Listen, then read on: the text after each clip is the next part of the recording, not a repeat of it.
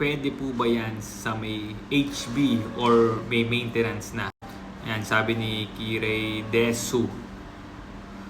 So, ang ano ba HB? HB is high blood or may hypertension daw or nagme-maintenance na. Yes, pwede naman po ang mesotherapy o mesolipo sa mga may high blood at may maintenance na provided na na-clear ng doktor nila, ng medical doctor nila. Kapag controlled naman yung blood pressure, na regularly umiinom naman ng maintenance, hindi nag-fluctuate, pwede po.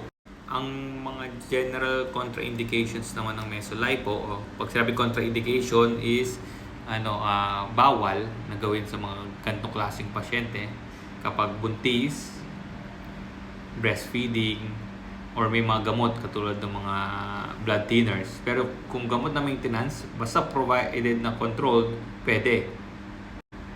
Tapos kung may history na dati na nagpa-mesolipo, tapos may allergic reactions, so ano yun, contraindication.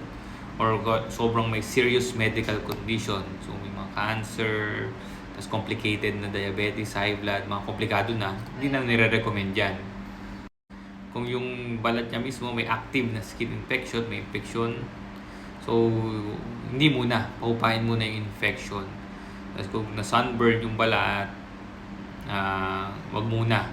So maganda magpa-check up muna sa doktor para ma-evaluate at ma-check up bago gawin yung mismong treatment.